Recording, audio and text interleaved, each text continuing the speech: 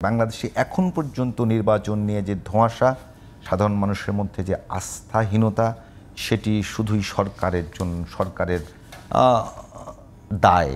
Principal বলছিলেন যে সরকার ওইভাবে প্রস্তুতি নিতে পারে নাই। আপনিও কি তেমনটাই মনে করেন কিনা? আসলে আপনি যদি আমাদের কিন্তু এটাই প্রথম গণঅভ্যুত্থান না, এবং এরা অন্তর্বর্তীকালীন সরকারও না।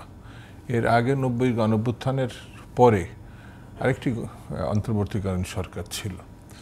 অনেকে বলার চেষ্টা করে যে তখনকার থেকে এইটা হচ্ছে ঐতিহাসিক, ওইটা সামরিক স্বৈরাচার এরশাদ ছিল, আর এটা একটা ফ্যাসিস্ট স্বৈরতান্ত্রিক ব্যবস্থা। তিনবারের মানে 3 টার্মের এক জায়গায় করে সে এটা ক্ষমতা দখল করেছিল, ওটাও ক্ষমতা দখল করেছিল।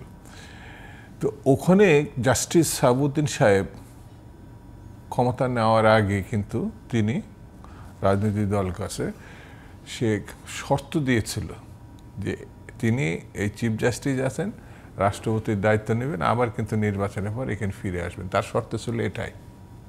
কিন্তু তাৎক্ষণিকভাবে তিনি নিজের থেকে কারোর সঙ্গে আলোচনা ছাড়া কিছু কাজ করেছিলেন আমি যতটুকু জানি। যেমন এমন একটি সংসদে আনছিলেন যে সরকার হাতে যে পত্রিকা বন্ধ হওয়ার যে ক্ষমতা ছিল, মানে লিখলে সেটা কিন্তু তিনি রোধ করেছেন। ধারাটার কথাটা আমার এখন মনে হচ্ছে, যেমন 54 ধারার একটা অপপ্রয়োগ হতো, সেটাকেও তিনি সংসদে, আইনের লোক ছিলেন হয়তো সেগুলো, কিন্তু 3 মাসের মধ্যে তিনি ইলেকশন করে বিজয়ী দলের কাছে ক্ষমতা দিয়ে তিনি আবার চিফ জাস্টিস হয়ে গেছিলেন। তো তিনি ব্যর্থ, তিনি হতাশ, তিনি মানুষকে বিভ্রান্তির মধ্যে ফেলেছেন, এই কথা বলার কোনো সুযোগ ছিল না। সুযোগ ছিল না কারণ সেই সুযোগ দেয়নি উনি, মানে তার যে কাজটা।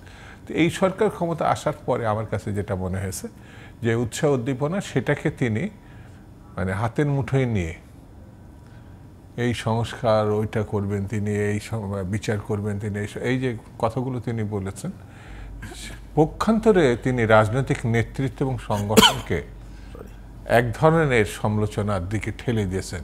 তাদের সময় এই সংস্কার হয়নি, তাদের সময় বিচার হবে না খুনিদের বা লুটেরাদের, তাকেই থাকতে হবে। যে কারণে বলেছিল প্রয়োজনে 20 বছর থাকবে, 10 বছর থাকবে, কমতে কমতে 5 বছরে এসে দাঁড়াচ্ছে। এখন আবার সেই কথা বলার লোক নেই মানে তার পক্ষে। আমার কাছে কথা হচ্ছে না, প্রধান উপদেষ্টা খুব সম্প্রতি জাতিসংঘ যখন ইয়েতে গেছেন, তখন একজন বিশিষ্ট সাংবাদিক মেহেদী হাসানের একটা ইন্টারভিউতে বলেছেন যে দেশের অনেক মানুষ চায় তিনি আরও দীর্ঘদিন ক্ষমতায় থাকুন। ওইটা সাংবাদিকের নিজের কথা। উনি আছে প্রধান উপদেষ্টাকে তেলমারা বলবো না কি বলবো আমি জানি না। এখন বাংলাদেশে এই কথা আর বলে না কেউ। আমি ফেসবুকেই দেখি না, সোশ্যাল মিডিয়াতেও দেখে না। এই 10 বছরে 20 বছরে সোশ্যাল মিডিয়াকে সয়লাভ হয়ে গেছিল, যত সময় গেছে এটা উঠে গেছে। এখন তিনি নিজেও থাকতে চান না। আমার যত যেহেতু সংকট তৈরি হচ্ছে, এই আপনি দেখেন না এই 13 মাসের ভিতরে আপনি 13টা থাকতে চান না, চলে যাওয়ার জন্য বা নির্বাচন সুষ্ঠু করবার জন্য যে প্রস্তুতিগুলো দরকার, তার কি কোনো আয়োজন দেখতে পাচ্ছেন? কথাটা বলি, এই 13 মাসের মধ্যে আপনি 6টা সংস্কার হয়েছে কিনা উনি বলুক যে 6টা সংস্কার করছে।